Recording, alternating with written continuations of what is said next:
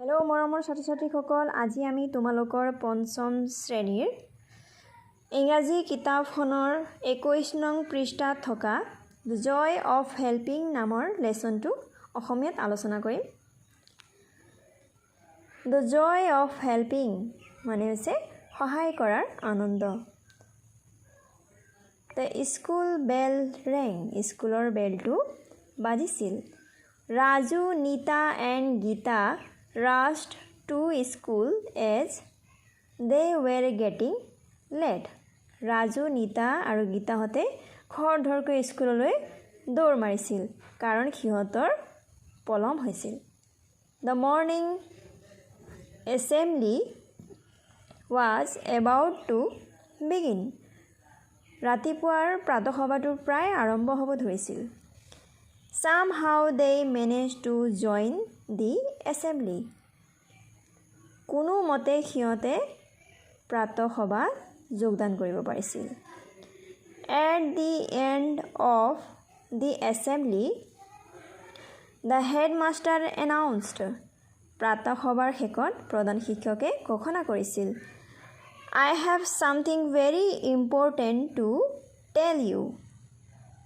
মোৰ কিছুমান অতি জৰুৰী বা দৰকাৰী কথা তোমালোকক ক'বলগীয়া আছে। We all know about the earthquake that occurred yesterday. আমি সকলোৱে জানো যে যোৱাকালি হৈ যোৱা ভূমিকম্পৰ বিষয়ে। It destroyed many areas in our neighboring districts.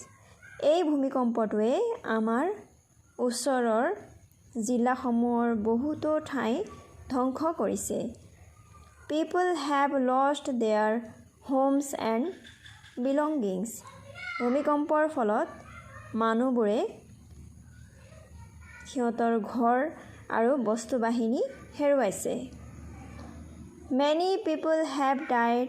বহুত মানুহ মৰিছে and many have got injured. আৰু বহুত মানুহ আঘাতপ্ৰাপ্ত হৈছে।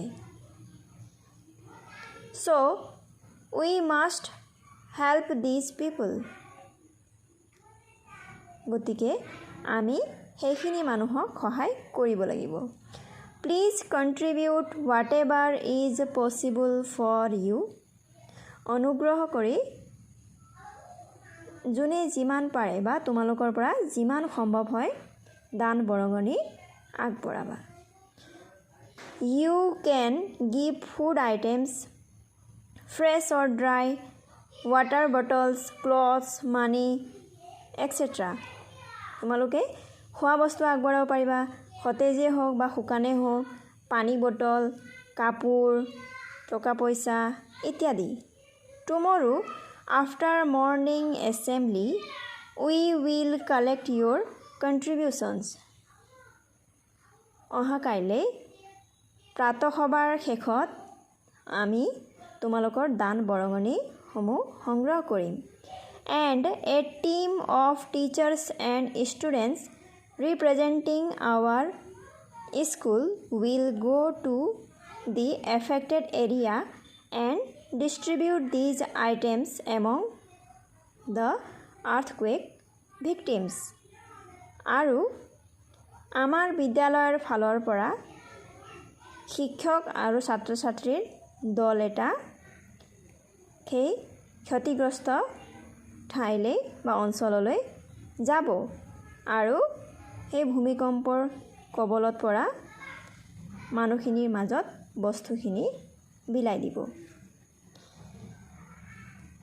During the lunch break, Nita, Geeta and Raju discussed what they would contribute.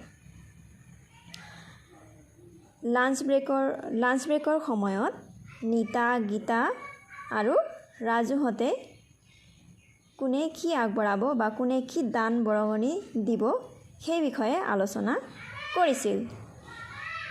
Raju, I would like to give food items like bread, biscuits and fruits.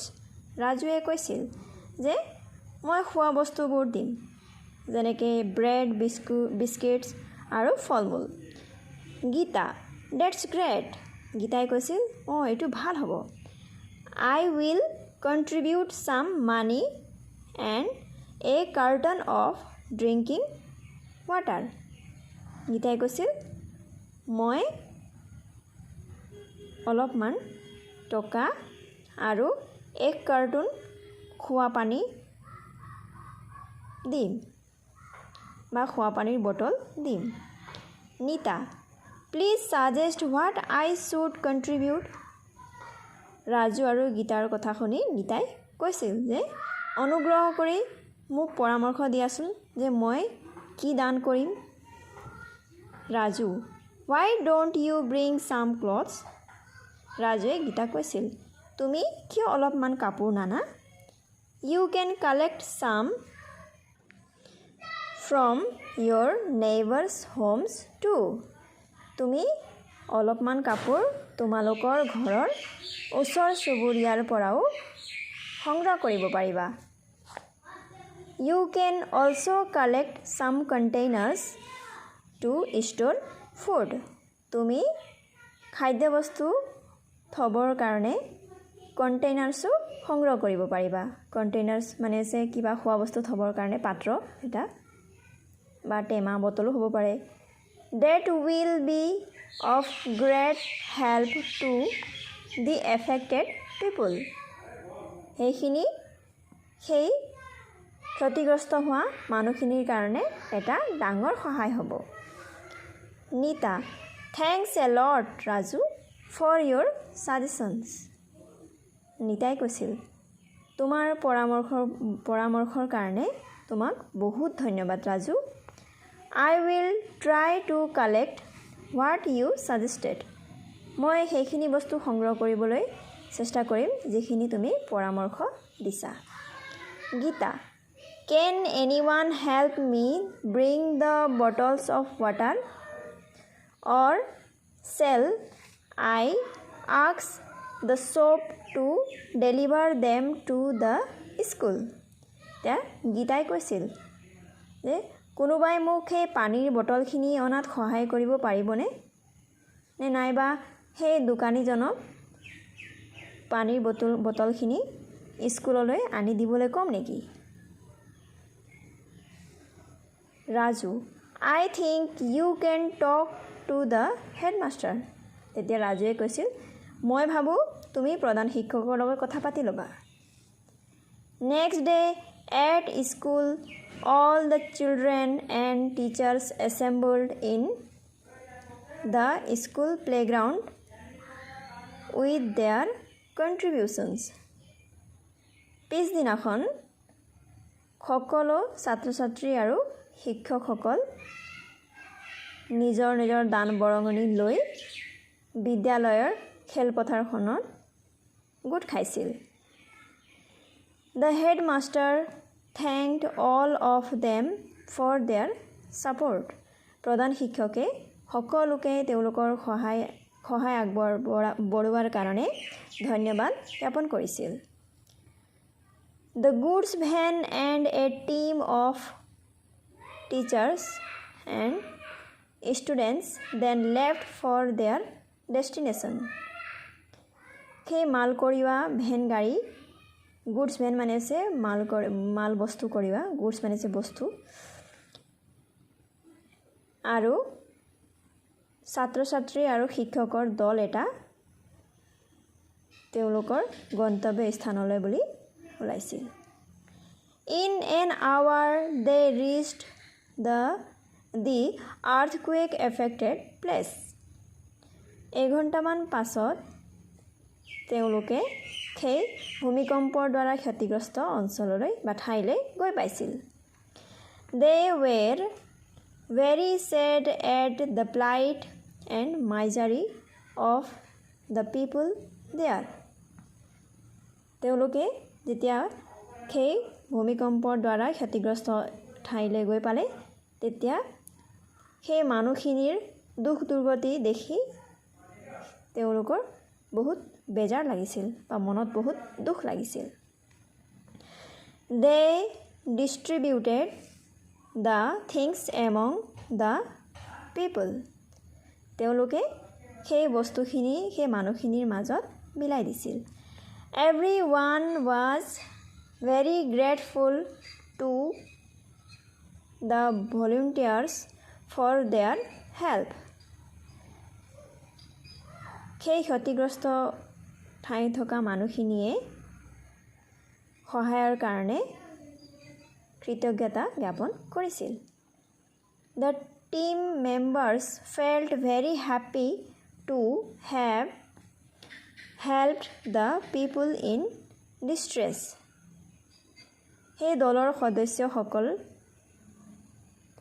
বহুত আনন্দিত হৈছিল কাৰণ তেওঁলোকে সেই দুখত পৰা মানুহখিনিক সহায় কৰিব পাৰিছিল. Raju said to himself, helping people in need is a really wonderful feeling. ৰাজুৱে নিজে নিজক কৈছিল যে প্ৰয়োজনত মানুহক সহায় কৰিব পৰাটো এটা সঁচাকৈ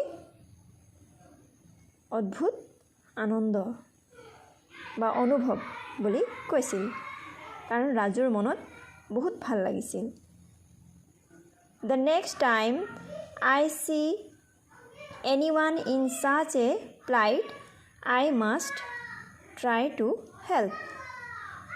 ৰাজুৱে কৈছিল যে পিছৰবাৰ মই যেতিয়াই মানুহক দুখত